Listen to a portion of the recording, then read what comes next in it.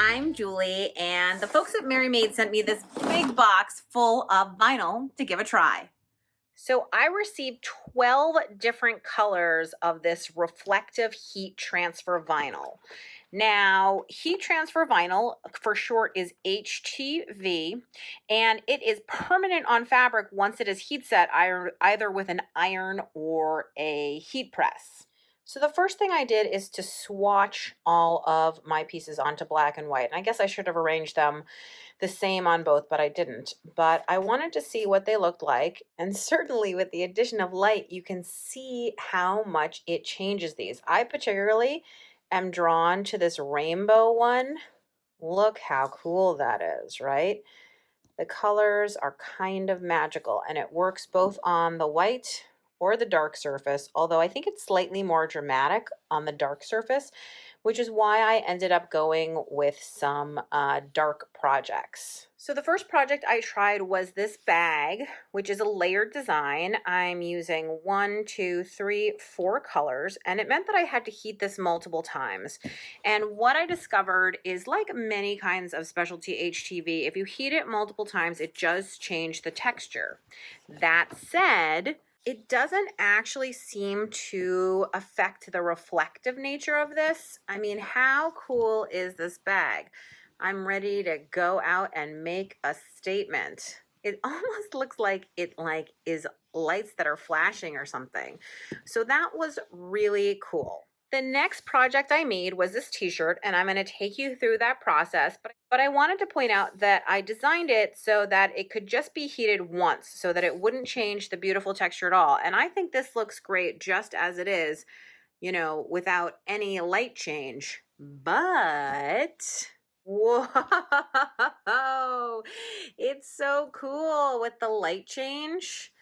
It's just awesome. And I think my son, my 2-year-old, is going to absolutely love being the coolest kid. This will be perfect for when we go out at night for a walk, or even when he's in a dark room. I think he's going to absolutely love it. He's currently in love with flashlights, so this is going to be huge. Let me take you through the basic process. So as you can see, when I zoom in, right, all of like this word taxi is backwards, the vroom, honk, and beep are backwards, so everything is mirror imaged. Because this HTV has been rolled up, you can see it has a curl, which means it's kind of hard to stick down on the mat, even if you have a very sticky mat, and even if you use a brayer, it doesn't always want to stay down. So I like to use a little bit of washi tape just on the edge to make sure that it's staying down. You'll also notice that the side that I'm putting down against the mat, as with any HTV, the colored side goes down, right? And the uncolored side goes up. Now here where you see color, it's still the back, it's just that the back isn't white. You always want the back of the HTV to be up. That's why we reverse the image. So I'm cutting my images on a scan and cut using a half cut. You should use whatever settings are correct for heat transfer vinyl on your own machine, or you can even cut heat transfer vinyl with a craft knife.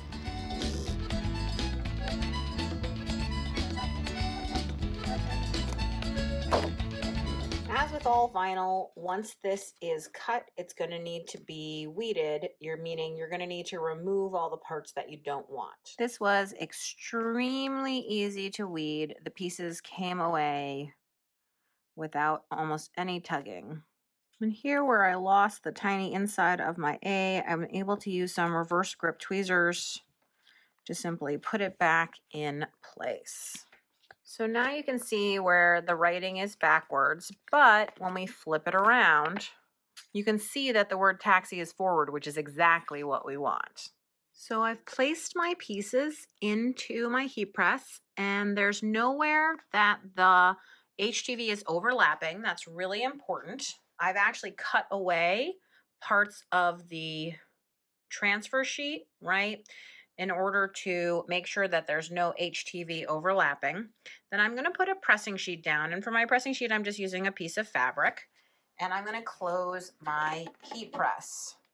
So inside each package of this HTV, there is a little guide, right? These are some sort of basic instructions that you can use if you're unfamiliar with HTV, super useful. And also on this side, I noticed that they had sort of a reference guide to some temperatures you might want to use and when to peel the carrier, et cetera, et cetera. So I use this as a guideline for how to set my heat press. Now, of course, if you're using an iron, you can't necessarily determine the temperature. So a good rule of thumb, I always say, is to put your iron on the cotton setting, which is usually the hottest, because your iron isn't generally going to get as hot as a heat press, and then really give it firm pressure for about 10 to 15 seconds. Then do a kind of a little test. And this is another reason to swatch, by the way, because you can do a test to see if the settings that you're picking are correct or not. Again, I did all my swatches, I tried them at that temperature, and it worked out for me. So this is a warm peel product, meaning you don't want to peel it when it's hot, but even when it's just still a little bit warm to the touch, that's the right moment to go ahead and peel the carrier sheet back.